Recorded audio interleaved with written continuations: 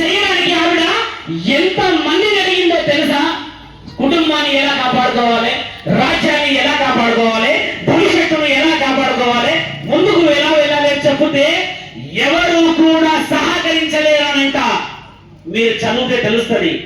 ఆవిడ అనుకుందంట, ఎవరో సహకరించడం ఎందుకు, అప్రబ్రహ్మలోకము నుంచి నేను ఒక పురుషుడిని పుట్టించుకుంటాను, దేశ నలుమూలల్లో జరుగుతున్న అధర్మాన్ని నేను అణచివేస్తాను అని చెప్పి 9 మాసాలు పోస్తూ ఆవిడ జగదాంబ, మీకు తెలిసిందేగా, కలకత్తా కాళీని పూజిస్తూ పూజిస్తూ పూజిస్తూ ఆ ఆయుధాన్ని వరంగా పొంది ఆ ఖడ్గంతో యావత భారతదేశం మీద అధర్మ దండయాత్ర చేసి ధర్మాన్ని గెలిపించిన ఛత్రపతి శివాజీ పుట్టాడమ్మా. ఇది ఒప్పుకుంటావా? జై శివాజీ! గట్టిగా అనండి. శంభాజీ శివాజీ వాళ్ళ యొక్క ఆశయం మనందరం అర్థమైందమ్మా. వారి ఆశయం ఏముండే తెలుసా? కనులు మూసేటప్పుడు కూడా వారి ఆశయం నా జాతి ఎప్పుడు రెపరెపరెపలాడుతుందా అని. ఈరోజు స్వతంత్రం నిజంగా మన చేతిలో ఉన్నా మనం వాటిని ఉపయోగించుకోవట్లేదు. అవునా కదా? అవునా కదా అమ్మా? ఈ విషయం నేను ఎందుకు చెప్తున్నానంటే కుటుంబ పాత్రలు చాలా ముఖ్యమైనవి అమ్మా.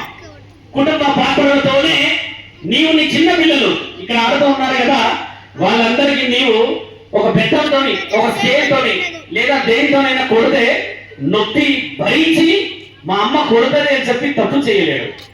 మీకు అర్థమైపోయిందా? శ్రీకృష్ణ పరమాత్ముడు వెళ్తూ వెళ్తూ ఉంటే అర్జునుడికి ఉపదేశించిన ఒక మంచి మాట. వాళ్ళంట, తండ్రి మీరంతా ఈ యొక్క యుగం అయిపోతూ ఉన్న సమయంలో రానున్న యుగం పేరు కలియుగం అంట కదా, ఆ యుగం ఎలా ఉండబోతుందో అని చెప్పినప్పుడు ఒక విషయమే చెప్తాను. ఆయన గారు 5 విషయాలు చెప్పారు.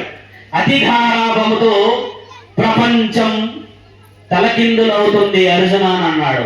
ఒప్పుకుందామా ఈ మాటని? అధికారం చేస్తున్న ప్రతి కుటుంబం ఈ రోజు చాలా ఇబ్బందులు పడుతుందమ్మా పిల్లల విషయంలో. అధికారం ఎందుకు చేయాలి? భవిష్యత్తు గురించి మాటలు చెప్పకూడదా? మన ధర్మం గురించి చెప్పకూడదా? మన నీతి నైతిక శక్తుల గురించి తెలియకూడదా? ఎవడో వచ్చి మార్చేస్తే నీ యొక్క కులాన్ని మార్చేసుకుంటావా అమ్మా? మార్చేది కులమే. రక్తాన్ని మార్చి చూపెట్టమంటున్నాను నేను. మార్చగలవా రక్తాన్ని? ఐదవత్వాన్ని మార్చగలవా? నరనరాల్లో నీ తాతల ముత్తాతల నుంచి వచ్చిన ఆ పౌరుషాన్ని మార్చగలవా? మార్చగలమా? తలలు ఊపండి, తలలు ఊపాలి. మన రక్తాన్ని మార్చడానికి పరమశివుడికి కూడా సాధ్యం కాదు. ఆత్మబంధువు అయిన blood is thicker then water. అందుకే పరమశివుడిని ఆత్మబంధువు అని అంటారు. రక్తపు మాంసపు ముద్దల నుంచి వచ్చిన మనము పిల్లలని మార్చుకోకపోతే భవిష్యత్తు చాలా ప్రమాదంలో పోతుంది. ఇది నిజం, గుర్తు పెట్టుకోవాలి. ఆర్ఎస్ఎస్ 100 శతాబ్దం అంటే 100 సంవత్సరాల తర్వాత కార్యక్రమం చేస్తుంది అంటే ఇప్పటికైనా మనం మేల్కొన్నామా? మేల్కొనలేదా? పిల్లలని కాపాడుకుందామా? శాసనాన్ని కాపాడుకుందామా?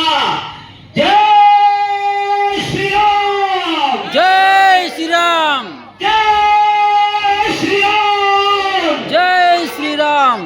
జై శ్రీరామ్! జై శ్రీరామ్! జై భవానీ!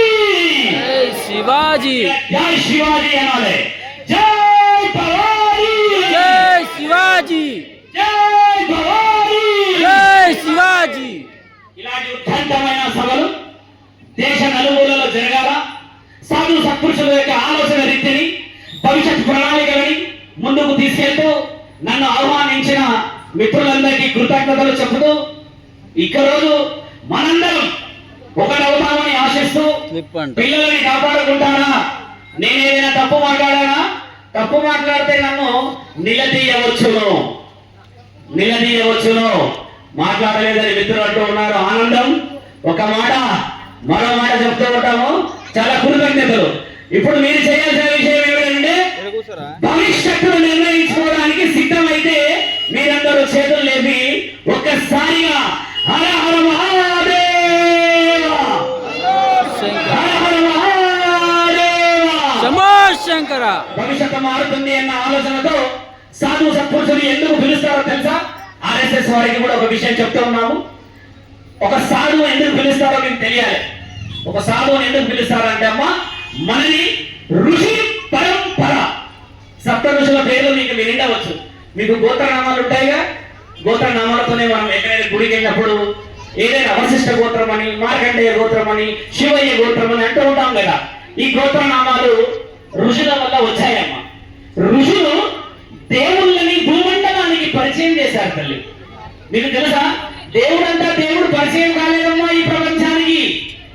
దేవుడు ఋషులు ఇలా గొప్ప గొప్ప పనులు చేస్తే ధర్మం వైపు ఉంటే దేవుళ్ళు ఉంటారని ఋషులు నిర్ణయించారు. కాబట్టి ఋషుల దగ్గర ఉన్న జ్ఞాన సంపద చాలా గొప్పదని, ఆ వేదాలు, పురాణాలు, శాసనాలు చదివితే చాలా తెలివి. మస్తకం అని అంటే తెలుసా అమ్మా మీ అందరికి? మస్తకం అంటే తెలుసా? మస్తకం అంటే యువర్ మైండ్. ఒక పర్సన్ చెప్పాడు, చాలా కృతజ్ఞత. అంటే నీ యొక్క మెదడు ఒకప్పుడు మర్రి చెట్టు